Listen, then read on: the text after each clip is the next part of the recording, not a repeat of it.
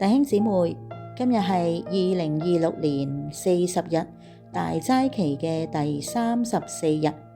今日默想基督的福音，主題宣揚基督。馬太福音28章19節，所以你們要去，使萬民作我的門徒，奉父、子、聖靈的名給他們施洗。弟兄姊妹，我哋一齊禱告啊！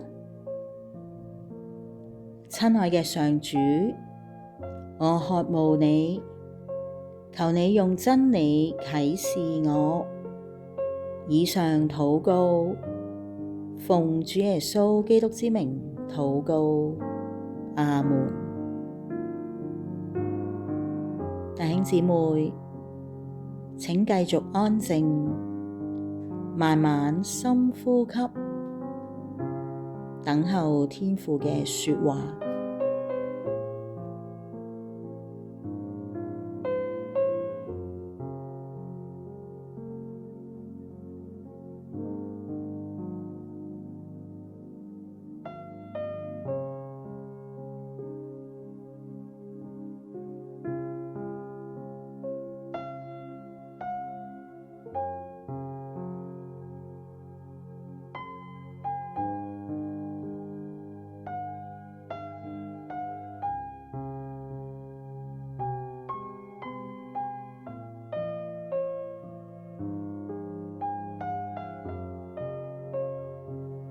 以下係經文默想，我哋透過馬太福音28章16至20節默想基督的福音。我會誦讀經文2次，你可以合上眼或者望住熒幕上嘅經文聆聽。第16節，11個門徒往加利利去，到了耶穌約定的山上。他們見了耶穌，就拜他。然而還有人疑惑。耶穌進前來，對他們說：天上地下所有的權柄都賜給我了，所以你們要去，使萬民作我的門徒，奉父、子、聖靈的名給他們施洗。凡我所吩咐你們的，都教訓他們遵守。我就常與你們同在，直到世界的末了。第16節，11個門徒往加利利去，到了耶穌約定的山上。他們見了耶穌，就拜他。然而還有人疑惑。耶穌進前來，對他們說：天上地下所有的權柄都賜給我了，所以你們要去，使萬民作我的門徒，奉父、子、聖靈的名給他們施洗。凡我所吩咐你們的，都教訓他們遵守。我就常與你們同在，直到世界的末了。請弟兄姊妹繼續默想經文，留意經文裡面有邊啲字句特別吸引或者提醒你嘅，請你向上主禱告啊！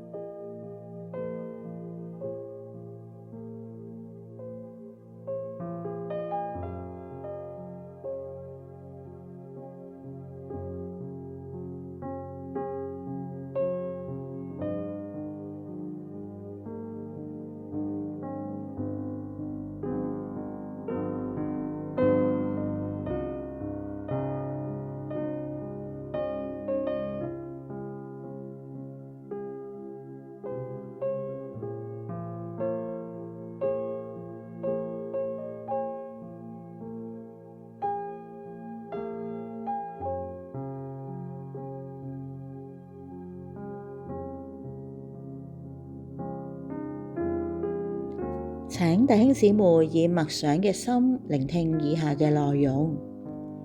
昔日神差遣摩西帶領以色列人出埃及，曾經對佢保證必與佢同在。喺約書亞領以色列人進迦南之前，神亦都向佢保證與佢同在。凡接受使命嘅人，必有神同在嘅應許。如今耶穌託付俾門徒一個神聖嘅使命，就係使萬民作耶穌嘅門徒，奉父子聖靈嘅名給他們施洗。凡耶穌所吩咐你哋嘅，都要教訓佢哋遵守。門徒唔係帶住勝利嘅光環嚟到開展呢一個召命，相反，佢哋傷痕累累㗎。喺耶穌被捕受難嘅時候，門徒喺邊度呢？門徒仲能唔能夠相信自己呢？但係耶穌基督嘅復活已經征服咗罪惡同埋死亡，佢嘅同在嘅應許，使佢哋唔再看自己嘅軟弱，只係仰望十字架嘅大能。復活嘅耶穌基督永遠願意並且能夠讓人有一個嶄新嘅開始。門徒受呼召宣揚基督嘅愛，奉父子聖靈嘅名給他們施洗。一個人受咗洗，就係被神子同埋聖靈充滿，與三一神有住牢固嘅關係。神成為咗我哋嘅父，佢自創世以嚟就係愛我哋，為咗我哋保留咗位置。對我哋嚟講，神唔再係一種睇唔見神聖嘅力量，或者相隔遙遠，高高在上。聖靈喺我哋身上行事，幫助我哋似基督一樣，成為生活中嘅指引。咁樣寶貴嘅救恩，都係因為基督而嚟。主耶穌喺加利利等住門徒，我哋嘅加利利喺邊度呢？喺屋企？喺教會？喺辦公室？定喺街上面呢？門徒會喺耶穌指定嘅地方見到佢，我哋準備好領受未呢？唔使驚，我哋唔係孤身上路，因為主應許與我哋同在。弟兄姊妹，請望住熒幕嘅字句，默想剛才嘅訊息，留意有邊啲字句吸引你、提醒你，邀請你盡心去默想，向主分享、禱告啊！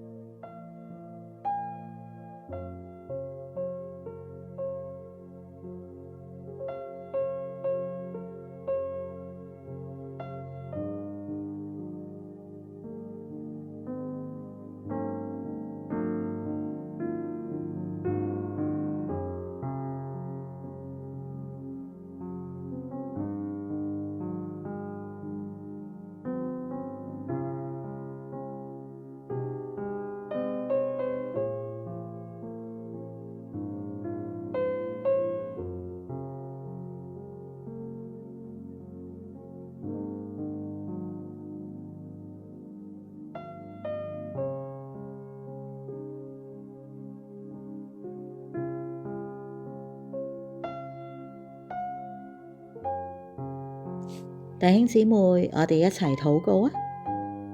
親愛嘅主，感謝你讓我哋有份於天國福音嘅工作。當我哋對傳福音嘅熱情冷卻落嚟嘅時候，求你幫助我哋，請差遣我哋出去，到你要我哋肩負嘅地方，讓萬民成為你嘅門徒。奉主耶穌基督嘅名禱告，阿門。